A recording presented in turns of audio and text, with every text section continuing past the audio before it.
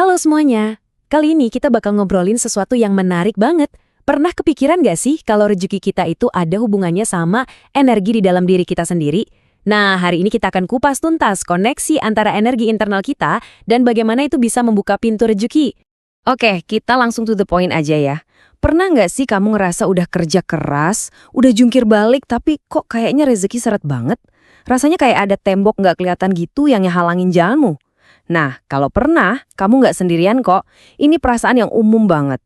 Nah, ternyata nih menurut sumber yang kita bedah kali ini, jawabannya itu ada di sesuatu yang sering kali kita nggak sadari setiap hari, yaitu frekuensi energi kita.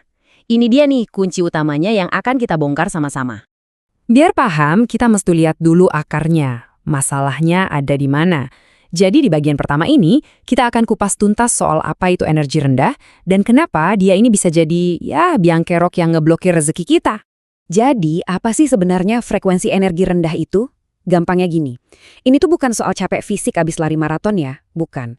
Tapi ini lebih ke kondisi batin kita, yang lagi didominasi sama hal-hal negatif. Nah, keadaan inilah yang akhirnya, tanpa sadar, ngeganggu aliran alami dalam hidup kita, termasuk soal rejeki dan kemakmuran.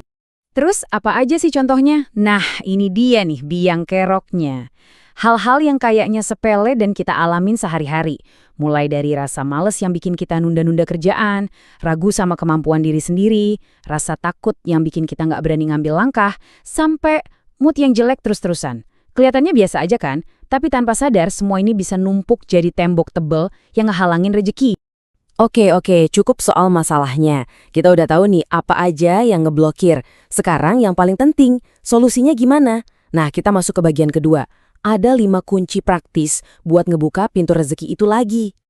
Yap, bener banget. Ada 5 langkah praktis yang bisa langsung kamu coba buat naikin lagi frekuensi energimu. Penasaran kan? Apa aja?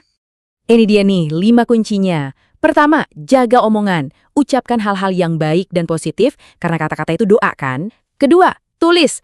Tumpahkan semua keinginan atau rasa syukurmu di jurnal. Ini bikin semuanya jadi lebih nyata. Ketiga, visualisasikan. Coba bayangin tujuanmu udah tercapai. Keempat, dan ini penting banget, rasakan sekarang. Bawa perasaan sukses itu ke saat ini, jangan nunggu nanti. Dan yang kelima, percaya sama intuisimu. Suara hati kecil itu seringkali benar loh. Nah, kalau tadi itu soal tindakan praktisnya, sekarang kita nyelam lebih dalam lagi. Kita ngomongin soal mindset atau pola pikir. Di bagian ketiga ini, kita akan lihat perbedaan yang jelas banget antara mentalitas berkelimpahan sama mentalitas kekurangan. Coba deh lihat perbandingannya. Kelihatan banget bedanya kan? Di satu sisi ada mentalitas kekurangan. Cirinya, takut keluarin uang, cenderung pelit, khawatir terus. Sebaliknya, ada mentalitas berkelimpahan. Orang dengan mindset ini percaya kalau rezeki itu ngalir, jadi dia nggak ragu buat berbagi dengan tulus. Nah, 2 mindset ini, hasilnya di kehidupan nyata bisa beda jauh banget. Jadi, intinya apa? Intinya adalah ini. Ini bukan soal berapa banyak uang yang kamu punya sekarang, tapi soal apa keyakinanmu tentang uang. Karena keyakinan itulah yang, suka nggak suka, ngebentuk realitas finansialmu sehari-hari. Oke, dan semua yang kita omongin tadi, mulai dari kunci praktis sampai mindset, itu semua butuh fondasi yang kokoh. Nah, ini dia nih dasarnya. Kita masuk ke bagian terakhir, fondasi diri. Ini ngomongin soal cinta dan batasan. Terus gimana caranya bangun fondasi yang kuat ini? Ada 3 tiang utamanya nih. Pertama, belajar mencintai diri sendiri, atau self-love. Kedua, pasang batasan yang sehat. Penting ini, biar energi kita nggak disedot orang lain. Dan ketiga, belajar ngelola ego, biar kita yang pegang kendali bukan ego kita. Kutipan ini ngejelasinnya pas banget. Jadi, idenya tuh gini, menyembuhkan luka batin itu bukan cuma buat bikin hati kita lega, tapi ini juga langkah krusial buat membersihkan pipa rejeki kita, biar alirannya lancar lagi tanpa ada sumbatan. Terus kenapa ini penting banget?